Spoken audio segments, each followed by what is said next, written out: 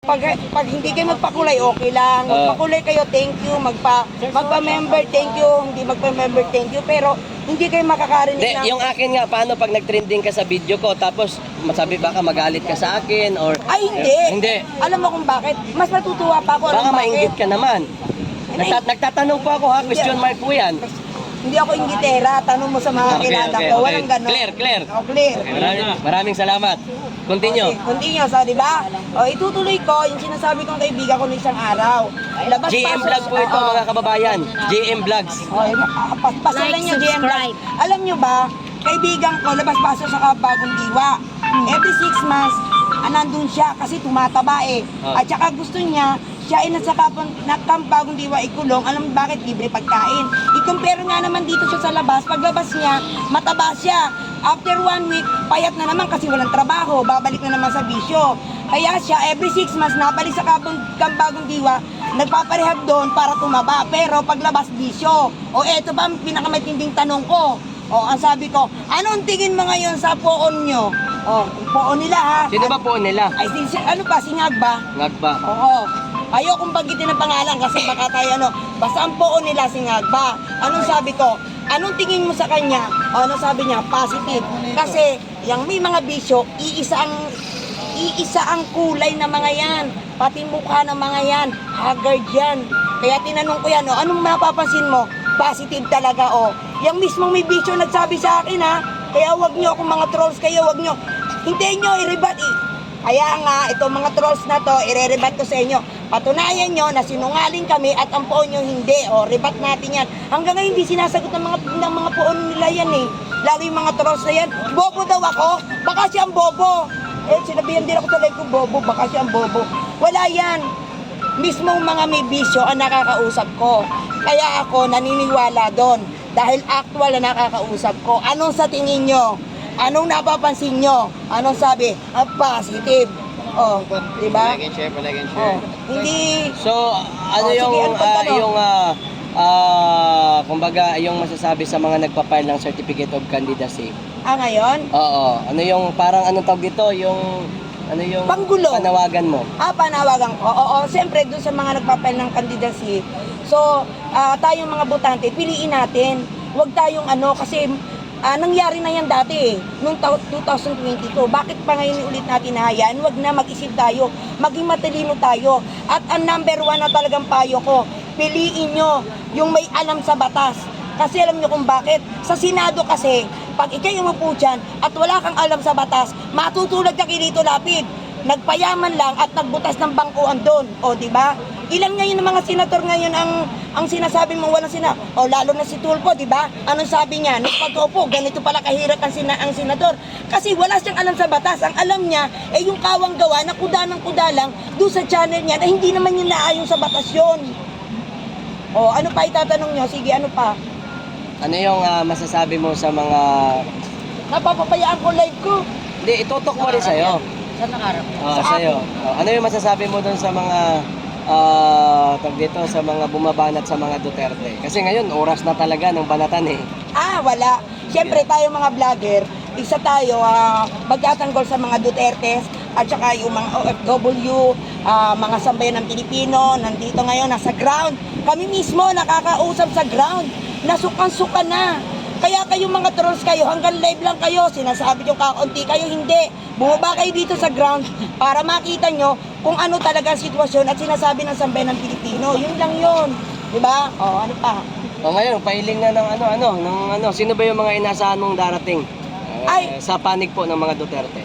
Siyempre, yung sa panig ng mga Duterte, alam naman natin, si Senador Bongo, si Senador Bato, siyempre si Belica. Dako, gusto ko yan Si Marcoleta, yan, huwag natin kakalimutan yan. Sino pa? Sino pa isa? Si Senator Marcoleta, yan, huwag natin kalimutan yan. Parang 4 pa lang naman ang naano ko, di ba? Sa PDP, wala pa naman talagang sila initial na inadapt nila wala pa So malalaman pa natin yan sa mga susunod na araw o ngayon, sa maghapon na to, nandito kami, malalaman natin kung sino pa magpapayag ngayon Maraming mga tumatakbo ngayon na party list. Ano masasabi mo sa mga yan? Sa party list? Eto, sasabihin ko sa inyo ha, namamayagpag na naman yung mga lip test na wag nyo talagang i-ano yan.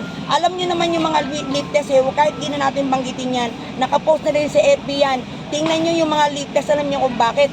Pag yan may naipasok sa Senado, wala na, hawak na lahat. Kongreso, Senado, pati yung pinakamataas, hawak nila. So ano magiging mangyari sa bansa natin? Komunista talaga. Yan naman ang ano nila Yan naman ang ina-agitate nila sa mga sa mga estudyante na nire-recruit nila yung magasik sila ng kaguluhan yan. Kaya wag niyo iboboto yan. Basta lite siya si Rosas, sino pa? Lisa Masa, si Satoru Campo, lalo na yung convicted. Sino yung convicted na yon? Castro. Si Franz Castro, wag yon. Tsaka ibang party list. Ang ibobote lang natin ng party list, yung ibababa ng PDP yan. So wala pa naman di ba? Wala pa. So wag i-ekis na natin yan. Maging matalino tayo sa pagboto natin. Wag tayo padadala sa pera. Katulad natin, di ba? Hindi naman tayo bayaran. Sabi ng mga trolls, bayaran daw tayo. Di sana marami akong pera ngayon. Diba? Wala ka bang pera? Wala. Wala kang bulsa Ako meron, pero dos. Sige na, babay na ha. Kaya gusto ko siya, tsaka hindi siya... Paano si Abante, religyoso din naman hindi, ano yung mariryoso naman niya kasi. Sino? Si Abante. Baka patras siya ngayon. Tsaka si Belica kasi, nagserbisyo sa kay Pangulong Duterte yan Isa sa isa sa naging trabahador nag-time ni Pangulong Duterte si Belica. At saka si Belica, bibili tayo? Di. Si Belica, religious yan. At saka okay yan, hindi yan magnanakaw. Ako na nagsasabi sa inyo. Marami siya nagawang nung time ni Pangulong Duterte. Ma'am Charlos.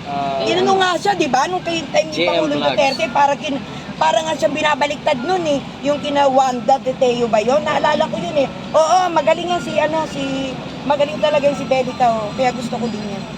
Sino Pwede pa? magbigay ka ng 3 quality traits ni Marcoleta kung bakit gusto mo siya na maging senador. Siyempre, walang duda.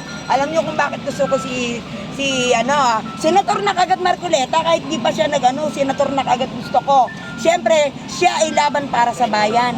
Ibig sabihin, hindi siya namumulitika o pag time ni Pangulong Duterte, hindi naman siya umanok kay Pangulong Duterte. O nung time kay BBM, hindi naman siya umanok kay BBM, di ba? Kumbaga nasa gitna siya, nilalagay niya yung tama. Number 1 yon.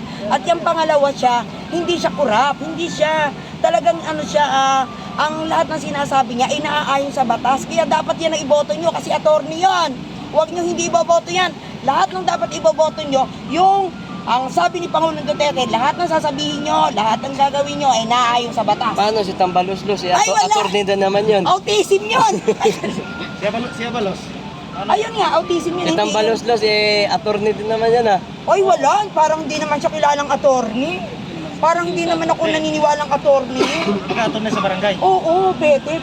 Pero kung tunay na attorney, parang hindi Hindi ko siya nakita ng ipag-debate, kaya hindi ko tinatawag na attorney yun Kung itatapat mo si Tambaluslos kay Baste, sa tingin mo sino mananalo? Ay, siyempre si Baste. Walang duda, wag na. No question at all.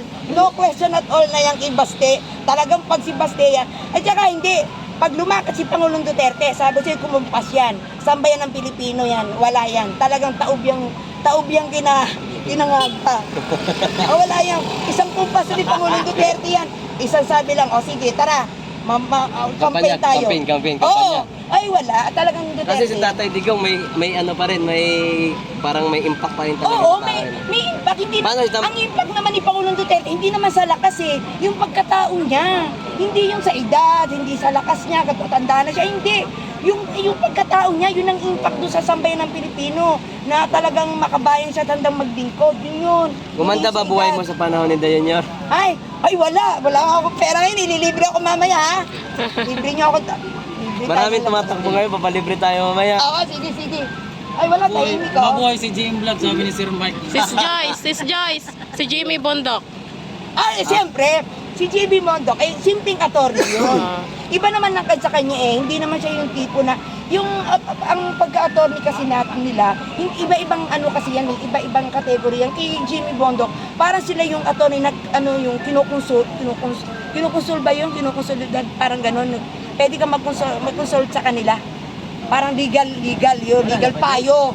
Yung mga ganun yung kay Jimmy Bondok. Inawi ba or Hindi siya yung tipong re-rebat na ganyan eh. May tanong si Ronald Vicente. Ano? Tanong pa daw. Ano ba yan? Ano daw? Last na daw, last na. Oh, Ano daw, may boyfriend na ako? Wala. Ayan oh. May Ano daw? boyfriend na daw po siya, wag nyo na itatanong yun. Ano daw masasabi mo kay Tibos? Tibos, talking wag na, hindi. Hindi, wait lang. Wait lang. Nagtatanong eh oh. Oh, hindi. Oh, sige, Ito. Wait sagutin lang ha. natin yan ha. Wait lang ha. Talking about tables. Oo, teka, wait lang. Tayong mga nagba-vlog at nagla-live, pag mga ganyang issue, wag nating ilabas yan. Kasi pag ganyan, hindi nyo ako maasahan yan. Asahan nyo ako sa mga politics, pero sa ibang issue, ganyan, hindi. Out tayo dyan, kasi alam nyo kung bakit. Kasi dyan lumalaki eh. So kung ano ba, gano'n na yon, hanggang doon na lang siya dapat putuli na. Kasi parang di nahahaba. Dyan nyo ako hindi maasahan sa mga ganyang issue. Walang issue sa ganyan. Kung nagsalita man siya ng gano'n, stop na tayo. May nagtatanong dito, kung bumalik na daw si Pibos, kailan ka daw bababaliktad? Ay, Tatanong po dito ha. ako, hindi, walang baliktaran yan. Talagang talagang solid Duterte ko. Walang yan, walang ano yan, walang question yan. No? Paano daw ba pag inupiran ka ng mga kumikinang na milyones? Ay, teka muna, sino mag-o-offer? Ay, hindi ako maniniwala dyan. Walang mag-o-offer sa akin yan. Paniwala, wala. Paano pagka meron? Wala mag-o-offer niyan. Di pa paano nga kapag ka meron? Wala, hindi pa rin. Talagang ako sa Pangulo pa rin. Iniiyakan ko nga ang Pangulo, tapos magpapadala ako sa pera. No way. Di ba? May nagtatanong dito, tropa, So, walang paano doggy magbigay ng talaga? tulong kay ate? Oy, paano magbigay ng tulong sa'yo? Yes! Tutulungan ako! Ito, halika dito sa harapan ko. Naghihirap ako! Ano? Hindi ito tulong, support ito. Oo nga, kaya nga. Dito. Hindi na. Ayoko na yan. Hindi ka, wag ka mahiya. Ikaw yung hinahanap eh. Ikaw ang hinahanap. Ay, di, ano na lang.